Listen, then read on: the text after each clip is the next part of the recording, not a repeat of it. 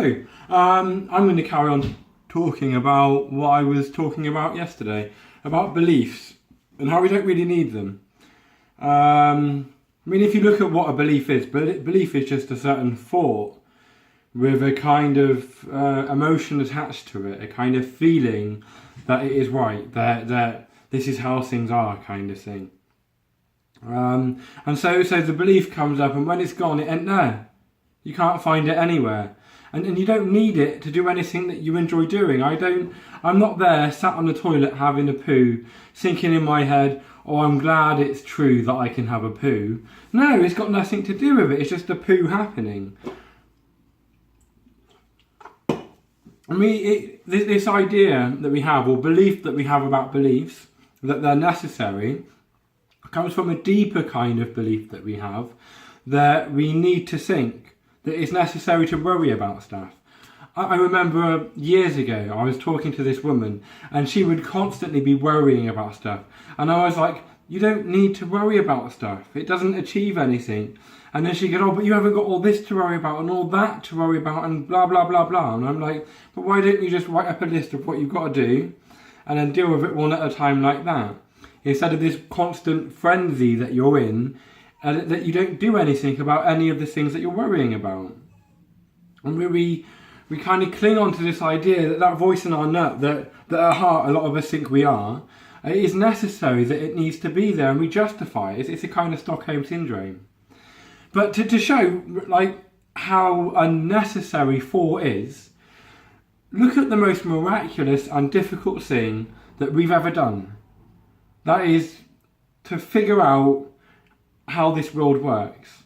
That the baby's born, right? It comes out of mummy's fanny and it don't know a word of English or a word of any language. It cannot think to itself in that worrying way. It's impossible for it to do that. It cannot have beliefs, given that beliefs are just a certain thought, a verbal sentence, with a kind of feeling of rightness attached to them. It has none of that, right? And when the baby's born, it doesn't understand three-dimensional space. It's got this visual kind of field, which is essentially two-dimensional, and it has all these other sensations that occur, and yeah, they're different. It will probably notice that it moving its arm, that feeling from the subjective perspective of the arm moving, it is not the same as seeing a colour red or something like that. That's probably there. But still, it doesn't. How does it distinguish between these sensations? How does it say that this is my arm that's moving? And anyway, it's got this mess, this two-dimensional plane, and it doesn't understand three-dimensional space. This is shown by the game of peekaboo. You go like that to a baby, and you go peekaboo. Peekaboo! At first, the baby's like, whoa! It's like a magic trick to the baby. How is this face just disappearing and reappearing? And it's because the baby doesn't have a conception of three-dimensional space. So what the baby does, out of all this information it's got, is it creates the theory of three-dimensional space to make sense of everything. And it's not even a verbal theory. It's difficult to get at. It's a pre-verbal or pre-conceptual level of thinking. I mean, it can't get at this by thinking, if I move my neck in this way, then the visual phenomena changes in this way, because it's got to have an idea of what a neck is, and a neck presupposes spatial awareness. Again, to try and answer it in that way is to put the cart before the horse, to assume that the thing you're trying to explain already is prior to the explanation or prior to it coming into being.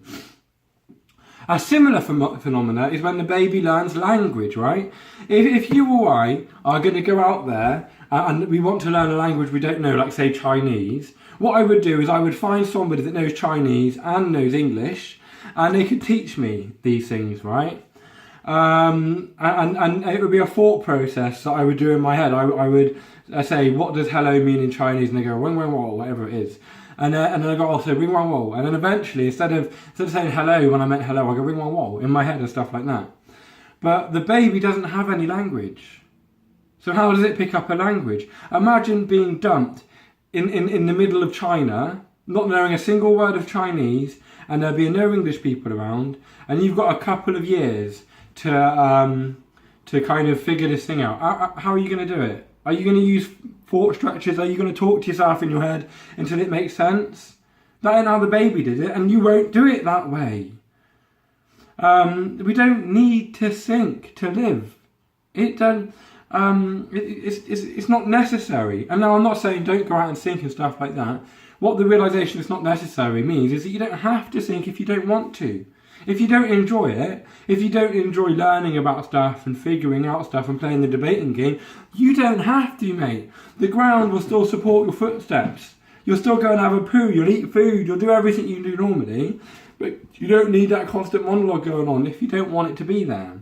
So why keep it going if you're not liking it? Goodbye.